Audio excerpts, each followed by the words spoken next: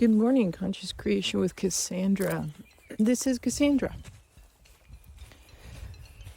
So for those of you who have listened to my audio titled Live Therapy, know that I named the voice inside my head Carl. The one that is subconsciously defining my state of being.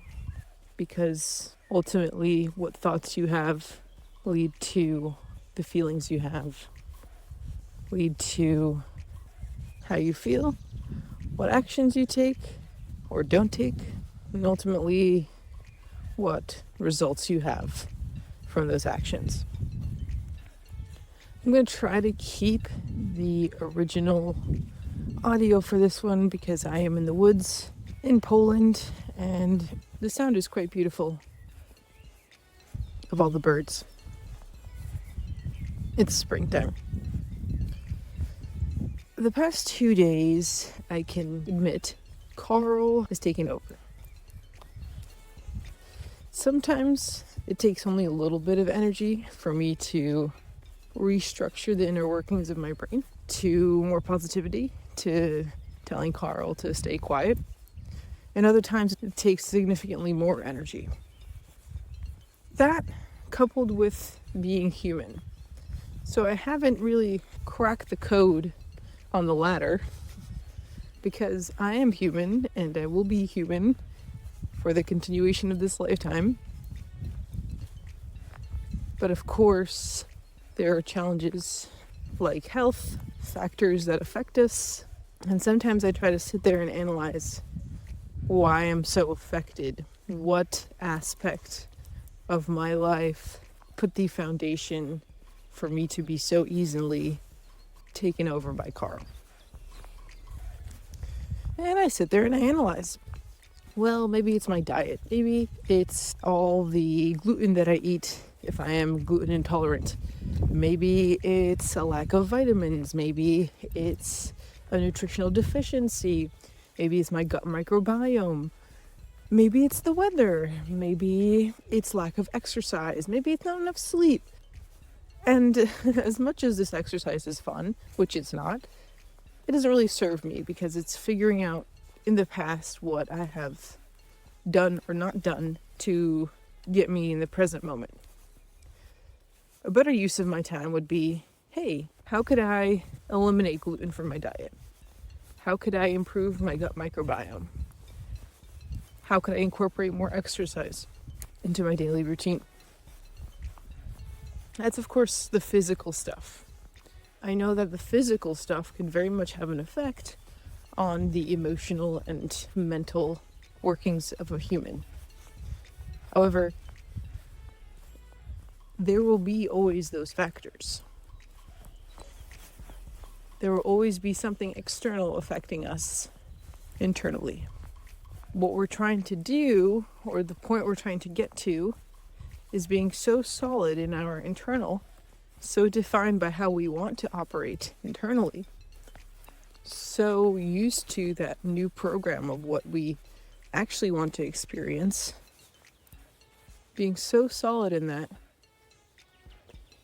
no matter what external situation occurs, we could keep our internal state. In other words, unaffected by our external world. The past 2 days, I let the external world affect me. Carl was really loud. I had a tough time pushing Carl out of my head and being at peace. Definitely felt troubled, superior, a version of myself that I don't like. And even though I told myself it was very justified, even though I listened to Carl give me all the reasons why my mood and how I expressed myself and who I was in those 2 days was justified, at the end of it, it didn't feel right. Even through it, it didn't feel right. Ultimately, I know that the outward expression of the past 2 days has very much to do with something that triggered a fear response for me.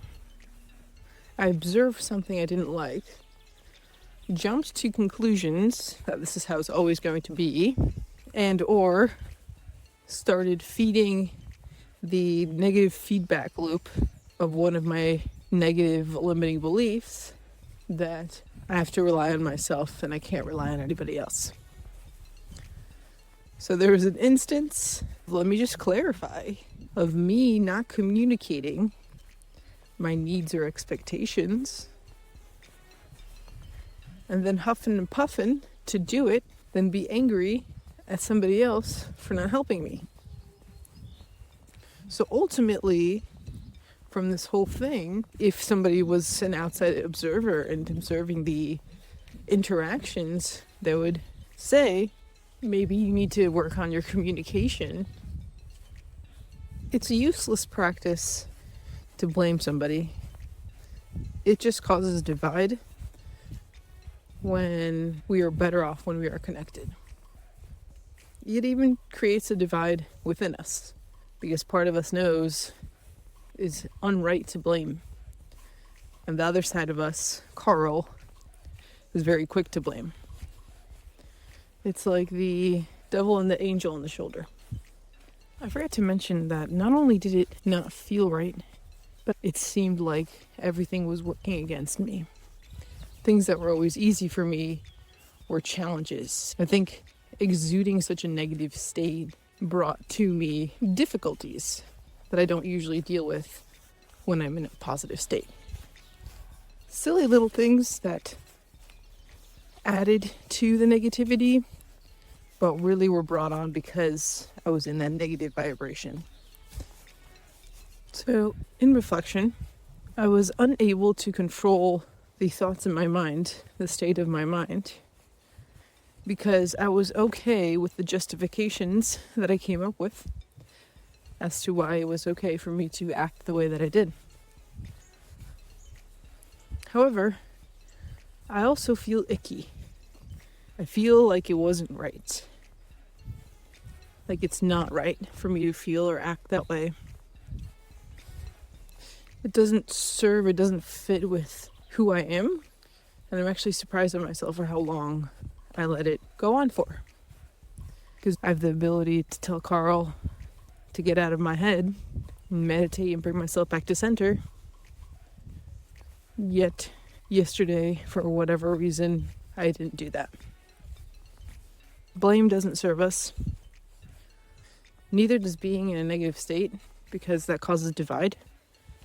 And for a species that very much wants to fit in, our thoughts spend a lot of time convincing us why we should be separate and isolate ourselves. So as an exercise, I would challenge you to observe when your version of Carl is egging you on to negativity and perpetuating that negative feedback loop. It's usually a feedback loop I already have evidence for, and Carl uses anything to add to that negativity. So I challenge you to observe when your Carl takes over, and then we'll work on how to get out of that negative feedback loop, how to change the conversation. Reference my other videos in the tools playlist for tips and tricks of how to observe these things and reprogram your mind. I hope that helps.